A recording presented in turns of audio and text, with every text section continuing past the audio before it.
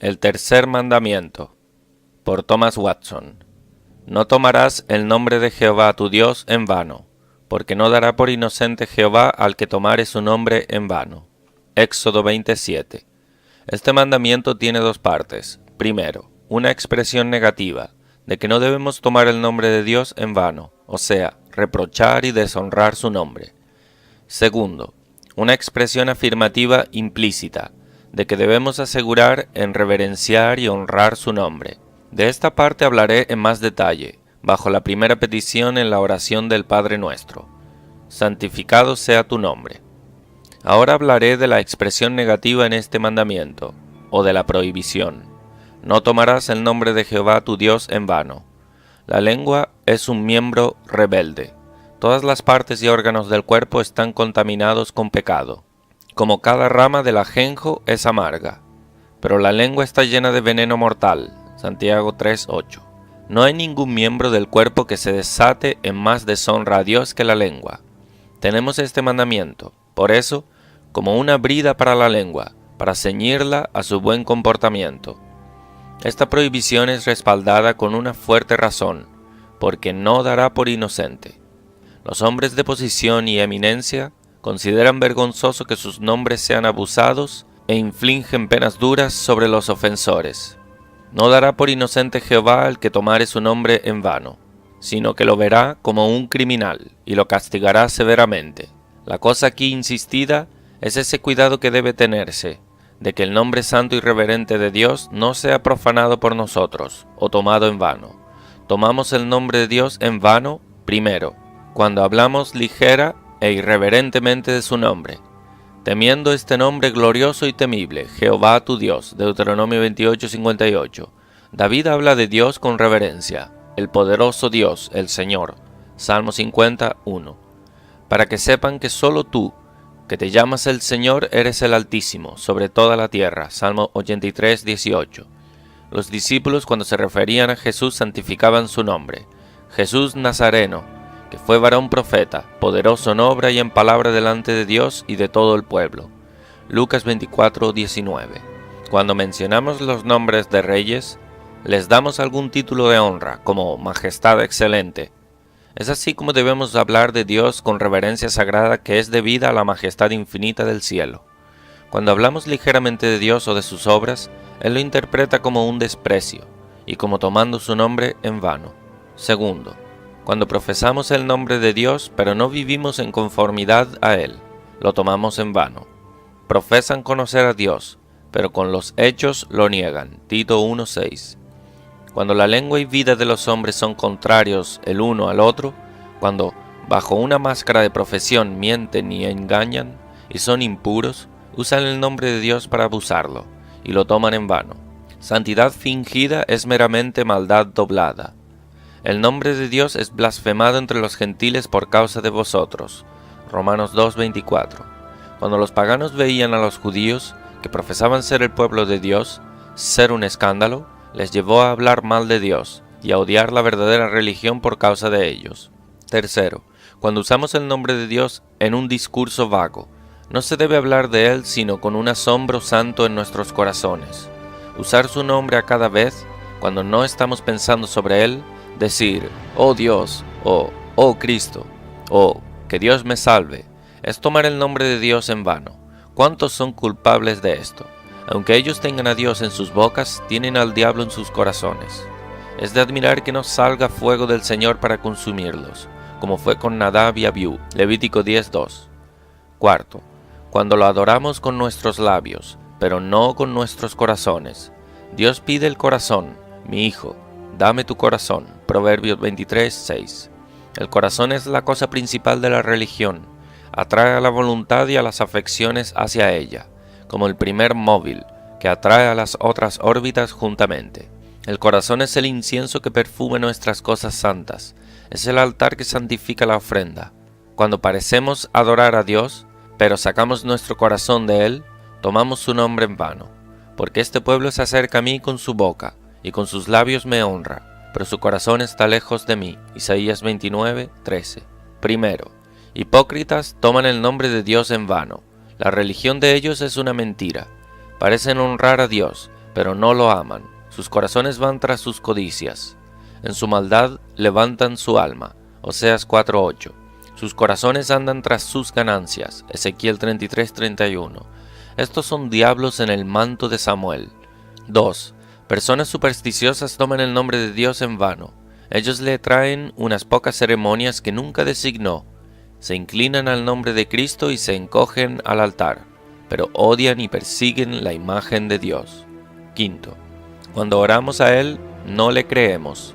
La fe es una gracia que honra muchísimo a Dios. Abraham era fuerte en fe, dando gloria a Dios. Romanos 4:20. Pero cuando oramos a Dios y no mezclamos la fe con nuestra oración, tomamos su nombre en vano. Puedo orar, dice un cristiano, pero nunca seré mejor. Me pregunto si Dios escucha o responde esas oraciones. Es una deshonra a Dios, y toma su nombre en vano. Lo hace o un ídolo que tiene oídos y no oye, o un mentiroso que promete misericordia al penitente, pero no cumplirá su palabra. Quien no cree en Dios lo hace un mentiroso. 1 Juan 5:10. Cuando el apóstol dice en Romanos 10:14, ¿cómo invocarán a aquel en quien no han creído? El significado es, ¿cómo invocan a Dios correctamente y no creen en Él? Pero, ¿cuántos hay que invocan a aquel en quien no creen? Ellos piden perdón, pero la incredulidad susurra que sus pecados son demasiado grandes para ser perdonados. Así, orar y no creer es tomar el nombre de Dios en vano, y deshonra a Dios sumamente, como si no fuera tal Dios como la palabra lo representa, y grande misericordia para con todos los que te invocan. Salmo 86:5. 6. Cuando de alguna manera profanamos y abusamos su palabra. La palabra de Dios es profanada en general cuando los hombres profanos se entrometen con ella. Es impropio e inadecuado que un hombre malo hable de cosas sagradas, de la providencia de Dios y de los decretos de Dios y del cielo. A Cristo le fue muy desagradable oír al diablo citar la Escritura. Está escrito. Oír a un hombre malvado que se revuelca en el pecado, hablar de Dios y de la religión, es ofensivo. Es tomar el nombre de Dios en vano. Cuando la palabra de Dios está en la boca de un borracho, es como una perla colgando de un puerco. Bajo la ley, los labios del leproso debían ser cubiertos. Levítico 13:45. Los labios de un ministro borracho profano deben ser cubiertos. Él está inepto de hablar la palabra de Dios, porque toma su nombre en vano. Más específicamente, profanan la palabra de Dios y toman su nombre en vano. 1. Que hablan desdeñosamente de su palabra. ¿Dónde está la promesa de su advenimiento? Porque desde el día en que los padres durmieron, todas las cosas permanecen así como desde el principio de la creación. 2 Pedro 3:4. 4. Como se hubiera dicho, los predicadores hacen mucho bullicio sobre el día del juicio, cuando todos deberán ser llamados para responder por sus obras. Pero, ¿dónde está la venida de ese día? Vemos que las cosas mantienen su curso y continúan como estaban desde la creación. Así hablan desdeñosamente de la Escritura y toman el nombre de Dios en vano. Si la sentencia no es rápidamente ejecutada, los hombres desdeñan y ridiculizan. Pero preparados están juicios para los escarnecedores. Proverbios 19:29. Segundo, que hablan bromeando. Tales son quienes se divierten y juegan con la Escritura. Esto es jugar con fuego. Algunos no consiguen estar alegres, sino se sirven de Dios. Hacen de la Escritura una arpa para expulsar el espíritu de tristeza. Eusebio relata de uno que hizo una broma de la Escritura, y Dios le golpeó con delirio. Jugar con la Escritura demuestra un corazón muy profano. Algunos preferirían perder sus almas antes que perder sus bromas. Estos son culpables de tomar el nombre de Dios en vano. Tiemblen los que se burlan de la Escritura. Dios se burlará de ellos en sus calamidades. Proverbios 1:26. 3. Que hacen que la Escritura tolere cualquier pecado. La palabra, que fue escrita para la supresión del pecado, es hecha por algunos para la defensa del pecado. Por ejemplo, si decimos a un hombre codicioso que su pecado de codicia es idolatría, él dirá, ¿acaso no me ha mandado Dios a vivir en una vocación? ¿No ha dicho, 6 días trabajarás? Y si alguno no provee para los suyos y mayormente para los de su casa, ¿es peor que un incrédulo? Así se empeña en respaldar su codicia por la Escritura. Ahora, es verdad que Dios nos ha mandado a proveer para una familia, pero no por opresión. No se opriman el uno al otro. Levítico 25:17. Él nos ha mandado a cuidar de nuestro sustento, pero no a desatender el alma. Él nos ha mandado a acumular nuestro tesoro en el cielo. Mateo 6:20.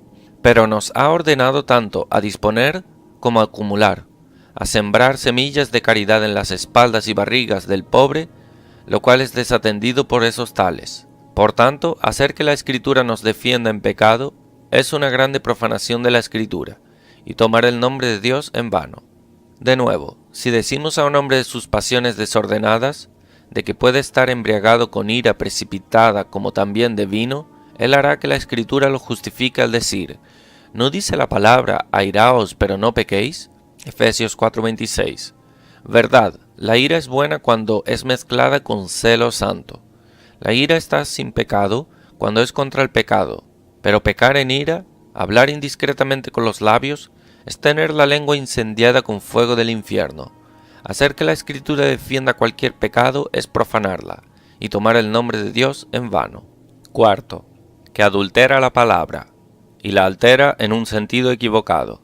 Tales son herejes, que echan su propio brillo sobre la Escritura, y hacen que hable lo que el Espíritu Santo nunca quiso, como por ejemplo cuando ellos exponen esos textos literalmente, que debían ser figurativamente.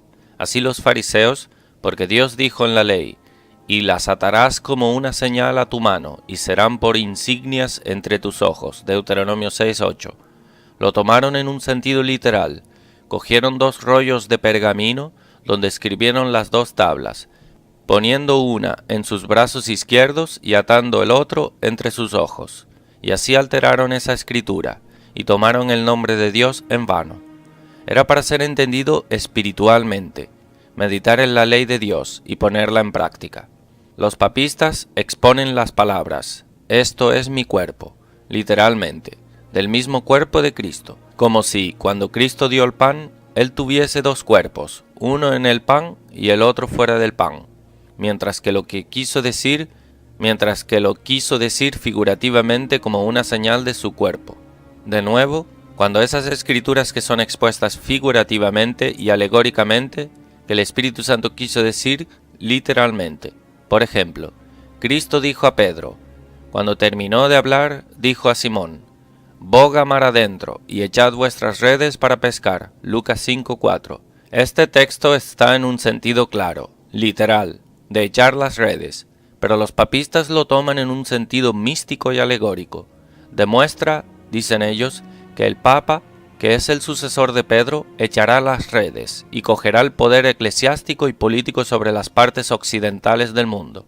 Pero creo que los papistas han echado demasiado significado más allá del texto. Cuando los hombres fuerzan sus ingenios para alterar la palabra en el sentido que le plazcan, profanan la palabra de Dios y toman su nombre en vano. Séptimo, cuando juramos por el nombre de Dios. Raramente muchos mencionan el nombre de Dios sino en juramentos, pecado por el cual la tierra se lamenta. No juréis en ninguna manera, Mateo 5:34, es decir, precipitada y pecaminosamente, de modo que tomen el nombre de Dios en vano. No, pero en algunos casos es legítimo prestar un juramento delante de un magistrado. A Jehová tu Dios temerás, y a Él solo servirás, y por su nombre jurarás. Deuteronomio 6:13. El fin de toda controversia es el juramento para confirmación. Hebreos 6:16. Cuando Cristo dice, no juréis en ninguna manera, Él prohíbe tal juramento que toma el nombre de Dios en vano. Hay un triple juramento prohibido. Primero, jurar en vano, como cuando los hombres en sus discursos ordinarios dejan salir juramentos. Algunos excusan sus juramentos. Es una lana gruesa que no se teñirá, y un pecado malo de hecho que no tiene excusa. Primera excusa, hago pequeños juramentos insignificantes, como fe o por la misa. El diablo tiene 2 tipos de espejos, que ha puesto delante de los ojos de los hombres. Uno es un espejo pequeño, en el que el pecado aparece tan pequeño que apenas puede ser visto, que el diablo pone delante de los ojos de los hombres cuando van a cometer pecado. El otro es un espejo que magnifica grandemente, donde el pecado aparece tan grande que no puede ser perdonado, que el diablo pone delante de los ojos de los hombres cuando han pecado. Cuando Dios abra el ojo de tu conciencia verás que es grande, y estarás listo para desesperarte. Tú dices, No son sino pequeños juramentos, pero Cristo prohíbe juramentos vanos. No juréis en ninguna manera. Si Dios nos tendrá en cuenta por palabras a la ligera, ¿no tendrá juramentos hechos a la ligera en cuenta? Excusa 2. Juro por la verdad. Ve cómo este pecado prostituto se pintará con una excusa. Aunque sea verdad, aún si es un juramento precipitado, es pecaminoso. Además, quien jura comúnmente debe a veces jurar por más que lo verdadero. Donde mucha agua corre, alguna gravilla o barro pasará juntamente. Así, donde hay muchos juramentos, algunas mentiras correrán juntamente. Excusa 3. No he de ser creído a menos que selle mis palabras con un juramento. Un hombre que es honesto será creído sin un juramento. Su simple palabra lleva autoridad con ella, y es tan buena como cartas testimoniales. De nuevo, cuanto más un hombre jura, menos los demás le creerán, menos confianza es puesta en sus juramentos. Eres un jurador. Otro cree que un juramento pesa muy poco con él, y no se importa lo que jura, de modo que cuanto más jura, menos los demás le creen. Él confiará en su vínculo, pero no en su juramento. Excusa 4. Es una costumbre de jurar que tengo, y espero que Dios me perdone. Aunque entre los hombres la costumbre tenga influencia y pueda declararse en la ley, aún no es en el caso del pecado. Aquí la costumbre no es un pretexto. Tienes hábito de jurar y no puedes dejarlo. ¿Es esto una excusa? ¿Es una cosa bien hecha porque es comúnmente hecha? Esto está tan lejos de ser una excusa que es una agravación de pecado, como si alguien que ha sido acusado de matar a un hombre alegase con el juez que lo libre porque matar era de su costumbre. ¿No sería esto una agravación de la ofensa? Así es aquí. Por lo tanto, todas las excusas para este pecado de jurar en vano son removidas. No oses vivir en este pecado, pues es tomar el nombre de Dios en vano. Segundo, jurar viles, horribles, prodigiosos juramentos, para no ser nombrados. Juradores, como perros locos, pasan por frente del cielo, y cuando se enojan, vomitan sus blasfemias de veneno sobre la majestad sagrada de Dios. Algunos jugando, cuando las cosas se frustran y el dado va contra ellos, o la suerte va contra ellos, contienden con Dios en juramentos y maldiciones. Dile de sus pecados, intenta hacerles entrar en la cabeza a estos asnos que se están desviando, y no es sino derramar aceite en la llama. Ellos jurarán más aún. Agustín dice: los que blasfeman a Cristo que ahora está en el cielo, no pecan menos que los judíos que lo crucificaron en la tierra. Juradores profanan la sangre de Cristo y rasgan su nombre.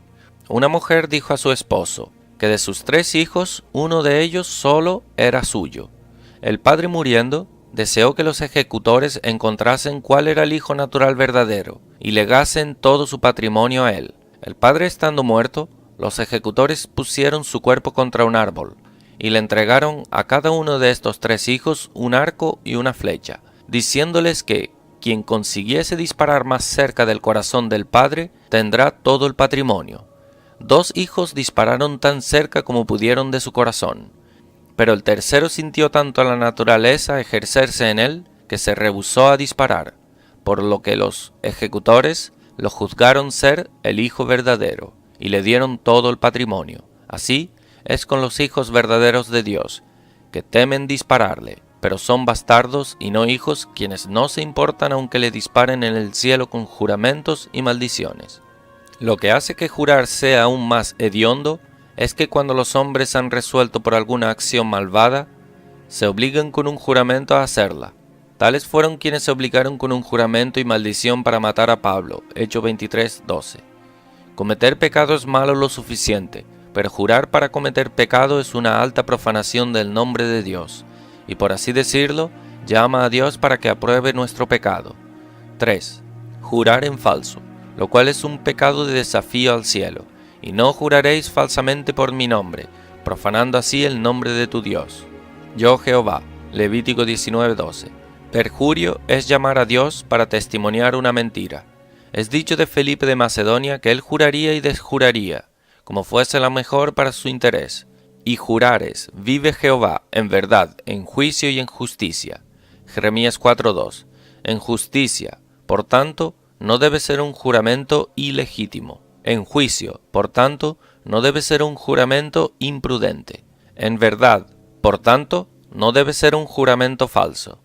Entre los escitas, si un hombre jurase en falso, su cabeza debía ser golpeada, porque si el perjurio fuese permitido, no habría nadie con vida en la mancomunidad.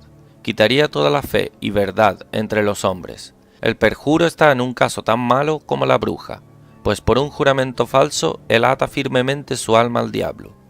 Al jurar en falso o llevar un juramento falso a un tribunal, hay muchos pecados vinculados, muchos pecados en uno, pues aparte de tomar el nombre de Dios en vano, el perjuro es un ladrón, pues su juramento falso roba la inocencia de su derecho, es un pervertidor de la justicia. Él no solo peca, sino que hace que el jurado dé un falso veredicto, y que el juez pase una sentencia injusta. Ciertamente los juicios de Dios lo hallarán.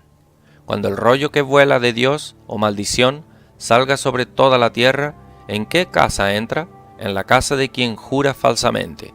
Zacarías 5:4. Besa relata de un perjuro, que luego que llevó un juramento falso fue golpeado con apoplejía. Nunca más habló y murió. Oh, tiembla a tal impiedad horrenda. Octavo. Cuando prefijamos el nombre de Dios con cualquier acción malvada. Mencionar el nombre de Dios en conexión con un plan malvado es tomar su nombre en vano. Oro, dijo Absalón, yo te ruego me permitas que vaya a Hebrón a pagar mi voto que he prometido a Jehová. 2 Samuel 15:7. Esta pretensión de pagar su voto hecho a Dios era sólo para cubrir su traición. Cuando oigáis el sonido de la trompeta diréis, Absalón reina en Hebrón. Versículo 10. Cuando cualquier acción mala es bautizada con el nombre de la religión, es tomar el nombre de Dios en vano. En esto el Papa es sumamente culpable, cuando envía sus bulas de excomulgación o maldiciones contra el cristiano. Él empieza con In nomine Dei, en nombre de Dios. ¿Qué pecado provocador es ese? Es hacer la obra del diablo y ponerle el nombre de Dios. Noveno. Cuando usamos nuestras lenguas de cualquier manera para deshonrar el nombre de Dios, como cuando nos recriminamos o nos maldecimos en nuestras pasiones, especialmente cuando deseamos una maldición sobre nosotros si una cosa no sucede, cuando sabemos que es falso. Leí de alguien que deseó que su cuerpo se pudriese si aquello que había dicho no era verdad, y poco después su cuerpo se pudrió y se convirtió en un espectáculo repugnante. Décimo. Cuando hacemos votos imprudentes e ilegítimos, es un buen voto cuando un hombre se obliga a hacer lo que la palabra le obliga, como si está enfermo, promete que si Dios lo recupera, él vivirá una vida más santa. Entraré en tu casa con holocaustos, te pagaré mis votos, que pronunciaron mis labios y habló mi boca, cuando estaba angustiado. Salmo 66, 13, 14. Pero un voto no puede hacerse si es desagradable a Dios, como prometer una pobreza voluntaria, como frailes, o prometer vivir en conventos de monjas. El voto de Jefté fue imprudente e ilegítimo. Prometió al Señor sacrificar a él lo que saliere, y fue su hija. Jueces 11:31. Él hizo mal al hacer el voto, y peor al guardarlo. Se hizo culpable de la violación del tercer y sexto mandamiento. 11. Cuando hablamos mal de Dios, el pueblo habló contra Dios. Números 21:5. ¿Cómo hablamos contra Dios? Cuando murmuramos de sus providencias, como si nos tratase muy duro. El murmuro acusa a la justicia de Dios. El juez de toda la tierra, ¿no ha de hacer lo que es justo? Génesis 18:25. Murmurar brota de una raíz amarga, surge del orgullo y descontento. Reprocha a Dios y así toma su nombre en vano. Es un pecado que Dios no puede soportar. ¿Hasta cuándo oiré esta depravada multitud que murmura contra mí? Las querellas de los hijos de Israel, que de mí se quejan. Números 14:27. 12. Cuando falsificamos nuestra promesa, como cuando decimos, si Dios escatimase nuestra vida, haremos una cierta cosa, y nunca tenemos la intención. Nuestra promesa debería ser sagrada e inviolable, pero si hacemos una promesa y mencionamos el nombre de Dios en ella, pero nunca tenemos la intención de guardarla, es un pecado doble, es decir, una mentira y tomar el nombre de Dios en vano. Uso. Ten cuidado de tomar el nombre de Dios en vano en cualquiera de estas maneras. Acuérdate de la combinación y amenaza en el texto. El Señor no dará por inocente, o sea, Él se vengará severamente de tal persona. El Señor no lo dará por inocente. Aquí el Señor habla según la manera de un juez, quien mantiene el tribunal penal. El juez aquí es Dios mismo, los acusadores, Satanás y la conciencia de un hombre. La acusación es tomar el nombre de Dios en vano. El acusado es hallado culpable y condenado. El Señor no lo dará por inocente. A mi parecer, estas palabras, el Señor no lo dará por inocente, debería poner un cerrojo en nuestros labios y hacernos temer de hablar cualquier cosa que pueda traer deshonra a Dios, o pueda estar tomando su nombre en vano. Puede que los hombres den a esas personas por inocentes. Cuando maldicen, juran, hablan irreverentemente de Dios, los dejar solos y no castigarlos. Si alguien ensucia el buen nombre de otro, estará seguro de que será castigado. Pero si ensucia el buen nombre de Dios, ¿dónde está el que le castigue? Quien roba a otros sus bienes será condenado a muerte, pero quien roba a Dios de su gloria, por juramentos y maldiciones, es escatimado. Pero el mismo Dios tratará personalmente del asunto y castigará a quien tome su nombre en vano. 1. A veces Dios castiga juramentos y blasfemias en esta vida.